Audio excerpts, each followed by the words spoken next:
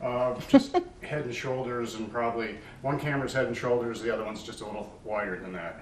So I have two cameras running. Okay. So no shoes or anything, you have to worry.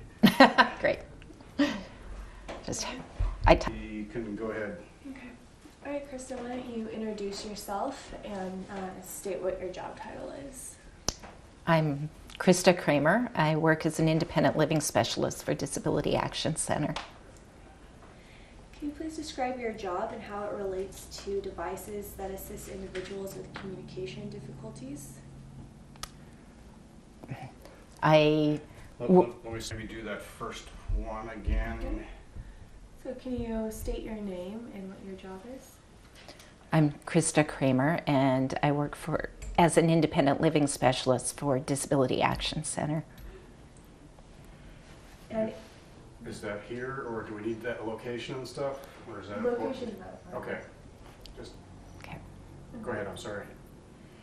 And how do you assist individuals with communication difficulties? I work with people with all kinds of disabilities and all ages who are facing barriers to their independence.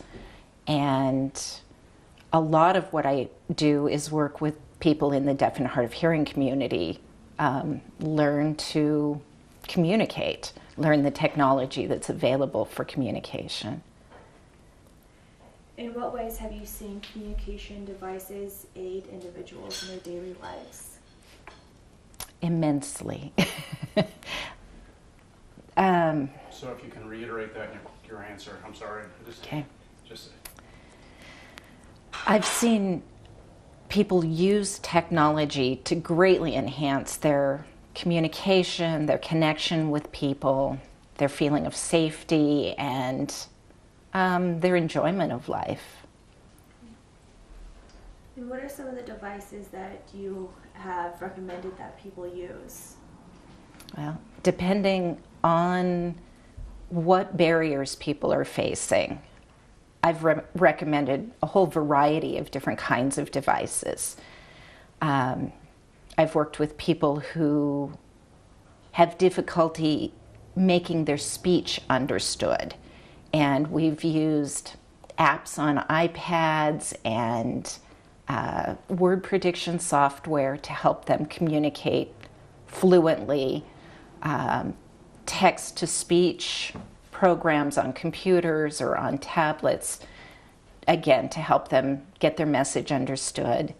Some of those are picture-based, some are text-based. They type, the computer will say what they want, are trying to communicate.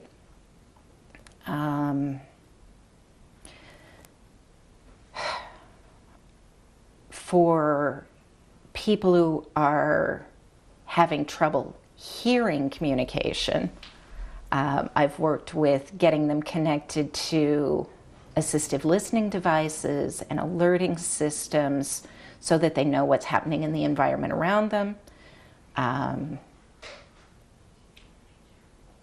I've worked with people who have difficulty manipulating their computers because of either tremors or brain injuries that have affected their mobility. I've been trying to find the right mouse and keyboard alternative for someone who has very limited feeling in her hands. I've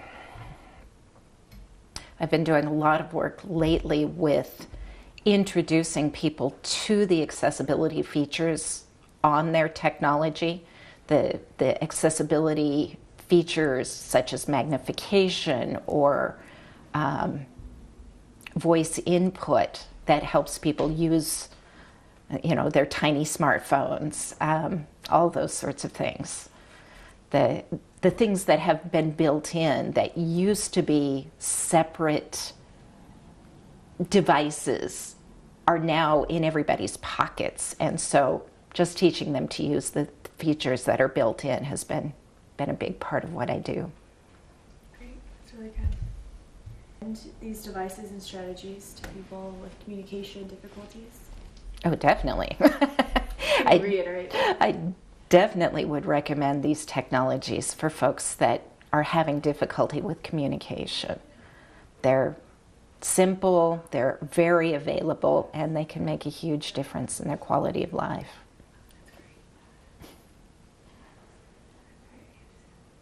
What are some of the challenges you face when training someone to use technology? Every person is unique, and so I never know what the challenge for an individual will be until we start into the process. A lot of people are very unfamiliar with the technologies, and the technology is advancing so quickly that I never know how much someone has already experienced, and each situation introduces me to a whole bunch of new issues. The latest was a smart TV and how much could actually be done on the internet from a smart TV and a remote control. Good,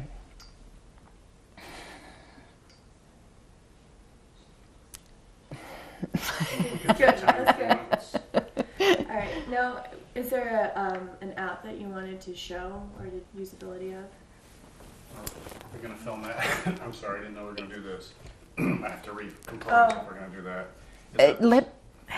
The device briefly, and then The we're gonna device, come okay. back.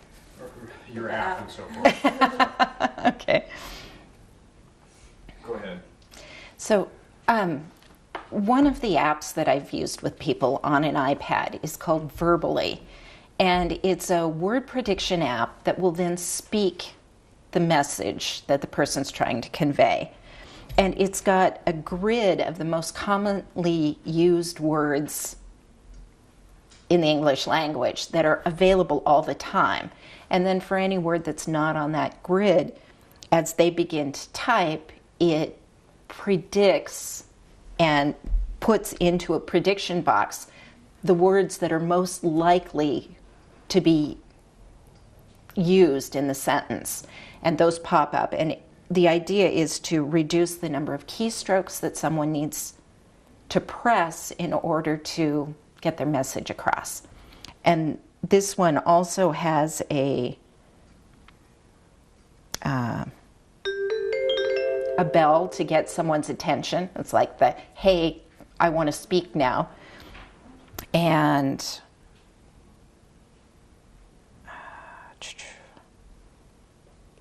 I need help. And the speak button. It does have alternate voices, so someone can choose their own voice. And I've had 2 people who have lost their voice due to either Parkinson's or MS who have used this app and really like it. Great.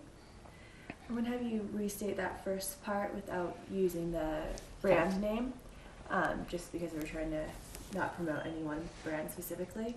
So if you can say something like, there's this app that I use that does these things.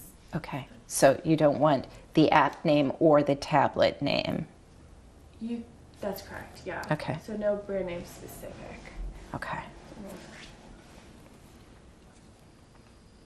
Do you want me to talk more generally about? What you said about the app Okay. is great. If you just say that first part, just for the intro Okay, aspect of it. Does that make sense? I think so. Okay.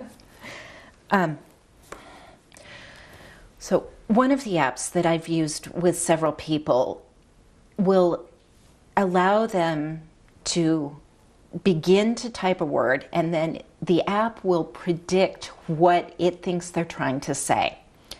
And based on the most commonly used words in the language and on their history of what they tend to talk about.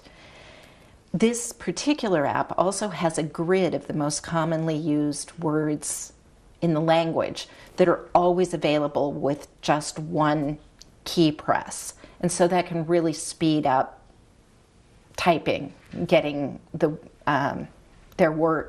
ideas into words. And then this particular app has a bell on it to get someone's attention. it's got a speak button. So when you've composed your sentence, you press the speak button and it says what you're trying to communicate. And you can change the voices, select a voice that sounds best to you or you won't most want to be identified with. So you don't have a male voice speaking for a female, those sorts of things. Great. Okay. Good. And Okay. then we'll just get close